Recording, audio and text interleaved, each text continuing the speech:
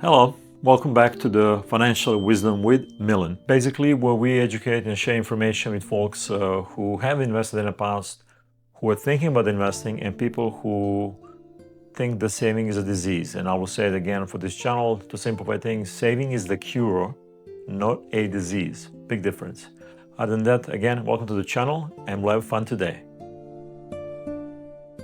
So basically, today's lesson, if you want to call it, or whatever you want to call it, financial wisdom with Milan. Because remember, finance is very personal, and so is your risk tolerance.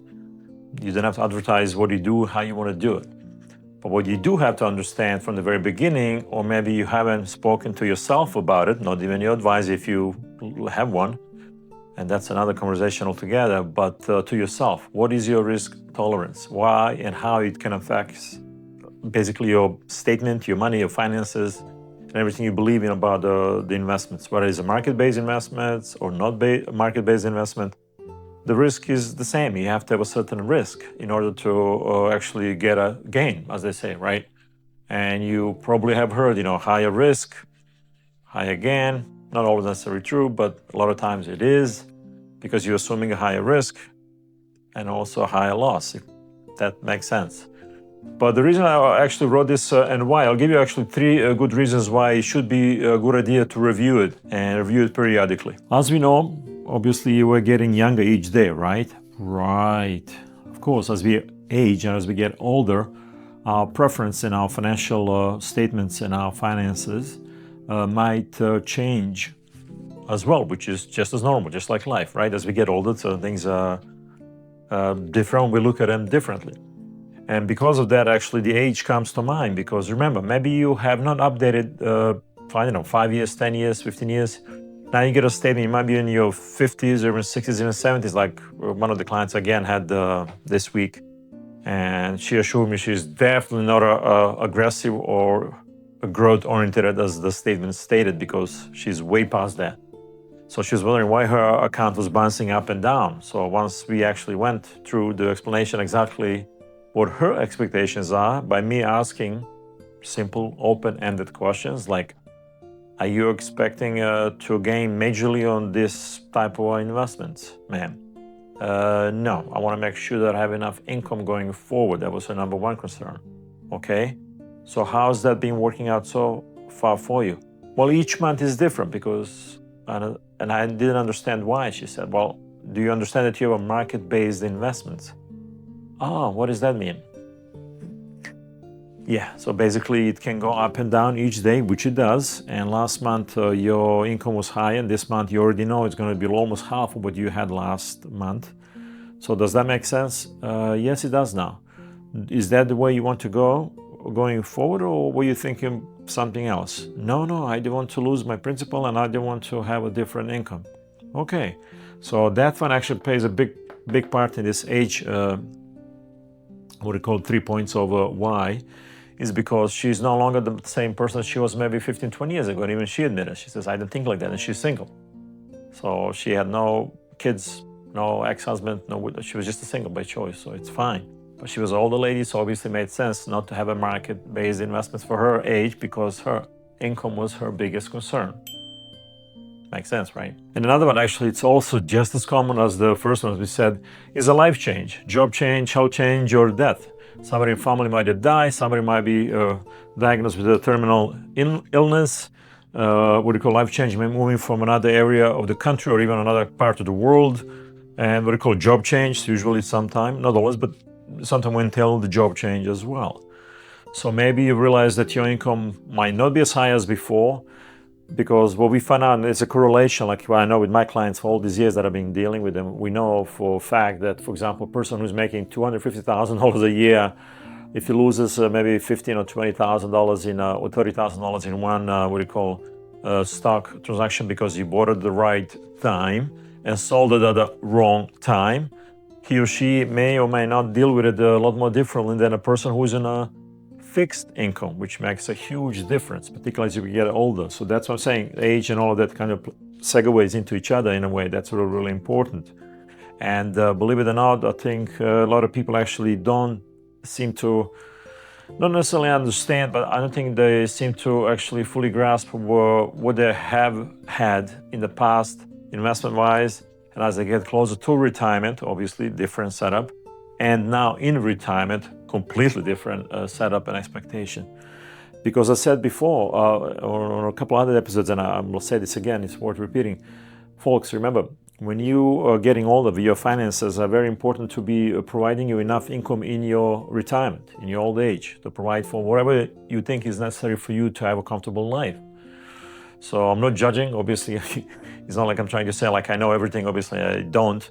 But what I'm trying to say is like it's really important for you to understand distinction is like when you're accumulating money versus when you're going to be using that principle to create interest so you can get the income, as like the lady that I was talking about earlier in what we call in a Y or number one, because of the age. So now she expects certain income. She would like to get that certain income. Actually, she can because she has saved enough, invested enough that the income is possible, but minus the market fluctuations, minus the market surprises. So obviously no longer suitable for her. And I just asked her, I says, do you really enjoy this? I said, no, I said, because she gets a statement every month, you see, and every time there's a movement in a portfolio, a statement comes every month. So her finances, like she's really pulling her hair. She's really stressed out, actually. It's affecting her health. Literally, she told me herself. Her back is bugging her. She's got it. Because every time she opens it, she actually, this is the God's honest truth, she brought us statements. They were not even open. She asked me, Milan, can you I actually open the statements because I do this all day long. Obviously, it's like just another piece of paper for me at this point. But she was not willing to open the statement. She wasn't comfortable with it because she knew that because of her age and life change now where she is, she's older, she doesn't have to worry about what you call gaining anymore. She wants to use the principle to produce interest income for her.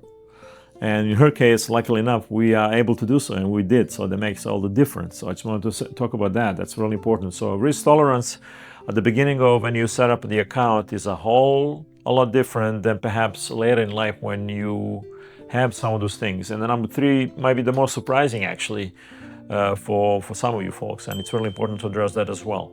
So here we are to the third one. And believe it or not, just as important, particularly for the risk tolerance, is arbitration. I have heard so many horror stories. I can create another channel about that if I want to.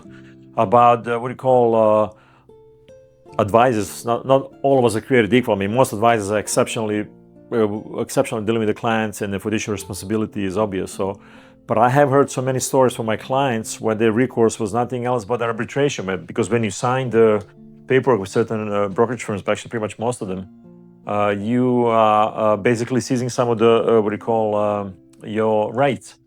And if there's any dispute, it doesn't necessarily go to the court. It actually has to go through arbitration. And when the arbitration arbitrator, I mean, it looks usually it's like a mix of like guys and girls, usually 3 to 5 folks in the arbitration panel. And of course, the advisor will tell his side of the story, why he doesn't feel like that the client is right for asking for money back because they lost a ton of money. But the first thing the arbitrator will look always, I can guarantee, I know this for a fact, because I've seen clients tell me and I just know, okay?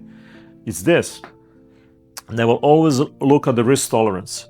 And if you did not check the paper when you originally sign up with the advisor and your risk tolerance showing aggressive and conservative, and then you start, pardon my French, bitching about it, asking for money back after you obviously didn't care about it because nobody wants to lose money. I understand that.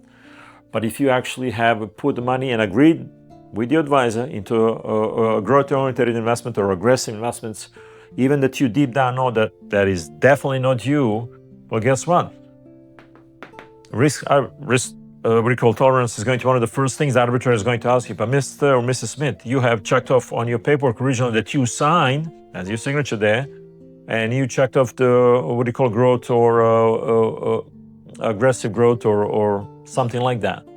Well, you have a lot less leg to stand on trying to get your money back from some of these market-based investments versus if you had, for example, conservative, and then they put into something that is completely not suitable for you. That's different. You're going to get the money back with interest, as I say. That's a different story. And it might go a little while. Processes, usually you have to have an attorney representing you, and you should have an attorney, somebody who specializes in the securities law and stuff like that. So it can get real ugly real fast if you're not paying attention. So the paperwork that you signed originally when you set up the account and what risk tolerance you have, I cannot stress this enough. Please think about this. And if you're not sure, ask for the freaking copy of it, okay? Because if you see something that does not represent you, or even better, that is not you, which means you know better yourself than any of us. I'm just a YouTube advisor, hello, even though I've been doing this for a long time, but I'm just saying, you have to look at the paperwork. If you have a copy, you should have a copy of your paperwork, always. Declare the first set of forms, which is the account opening. Have a look at them, see what your risk tolerances that you checked off. Really important, I'm not kidding about this. This is really important because you're going to protect yourself if ever comes to this. Hopefully never does, majority of cases it doesn't, but you just be aware. That's the first thing the arbitrator will look. What was your risk tolerance at the very beginning of the account? And actually, believe it or not, just as important, if sometime during that time you have actually changed your what we call risk tolerance from aggressive to conservative, moderately conservative, they have them these days, something like that, well, still is going to look better than what we call having just in a high aggressive or aggressive growth or growth, and then you're complaining about because you lost money. It doesn't work like that. So you have to be responsible for the things that you check off on the paperwork. Or if advisor is doing it for you, I don't care if you trust him or her, check the damn paperwork, okay? Look at the page, look at where it says, risk tolerance. The one that's the most suitable for you is the one that is suitable for you. Only you know that. But you have to be honest with yourself. And if the advisor did the right thing, like most of us absolutely do, because that's part of my job, I'm fiduciary, I have to be.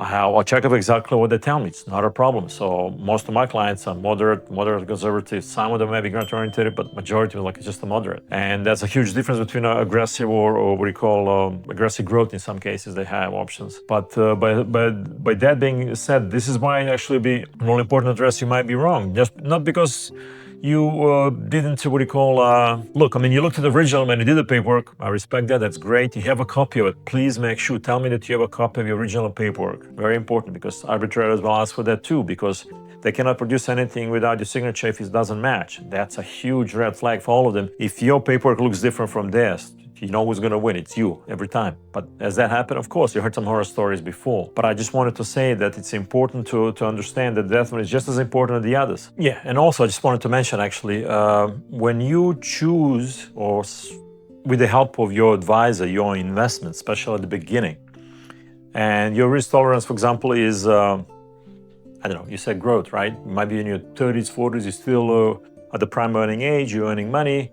And if the investments, what you call, drops a little bit, or even 15, 20%, you can handle it because additional income that it's coming, you're still getting paid. Remember, all that is going to be different down the road. But also just to remember, yes, with a higher risk, higher return. I didn't even say that, but it's worth repeating, I think, for some people. But generally speaking, all my clients, I can tell you, all the ones who have been successful for years, have rather preferred actually a steady growth. Well, what does that mean? Well, we know this is being filmed in April right now, but we know the markets are way too high. They're trading at some ridiculous freaking multiples, like 10, 15, 20 years from now, basically the numbers state. Nobody's paying attention. Nobody wants to look at the numbers. I do. I love it because I like solving puzzles, as you probably figured out by now, but also I scratch my head about the human psyche at the times, because this greed, level of greed, just, I don't know. When does it freaking stop? I mean, how much is enough, honestly? So the smartest play always has been for my clients, particularly ones who have been successful and ones who have been super successful. Earn money, save money, invest money in a conservative to moderate style investments that you know that more than likely, like a 99% chance, you'll get your principal back with interest on top.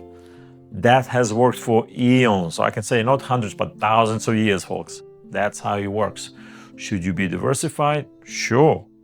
When you get older, more than diversification, just as important is, where is that money now when you retire?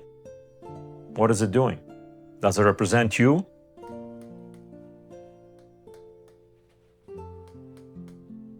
If it does, great.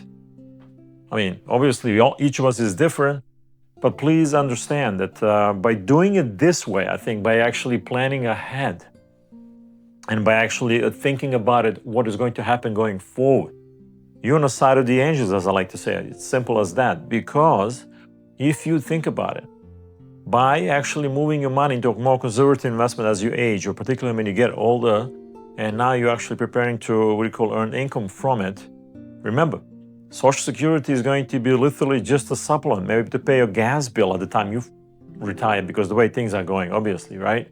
Yes, they have a cost of living increase, and it's not realistic because it's always less than what the actual real cost of living increase is a year. We each know that. Go to the Walmart today or Costco, wherever you are, I'm just saying, or around the world, if you go to the grocery store, pick up the regular stuff, keep the receipt from this year, and then try it again next year. Same things. I guarantee it's going to be more than 3-4% than what they're telling us. Okay? That's how it works, you know. So it's very important. But then on top of that, so if you are now at the stage in your life where actually you have worked hard, you have saved hard, and invested smart, makes sense to actually what we call rely on that to support you in retirement, because now the principal is going to be there. Interest derived from it is that income that's going to allow you to do all the fun things, all the sweet things that you ever wanted to do. But more importantly, it will give you that peace of mind, because you can't get your health back, folks, because the next step is this one. But I'm just saying, so don't stress, just plan ahead, think about things. That's why the whole premise of this Financial Wisdom with Milan channel is basically to just educate folks and share the information that has worked so well for my clients, myself, and particularly clients who come on board. I didn't even tell you this, but I'm going to share this with you. I don't take on everybody as a client.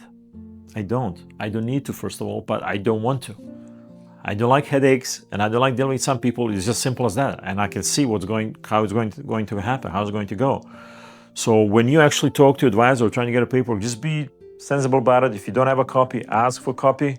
But I would rather insist that you have it from the original time when you signed it, whether it's like last year, last month, or 5 years ago. Please make sure that you have it. That original paperwork can be very important down the road. You might not even realize that. But look at it again, what it is. Does that represent you right now? I'm not judging again. If it does, great, leave the damn thing the way it is, obviously.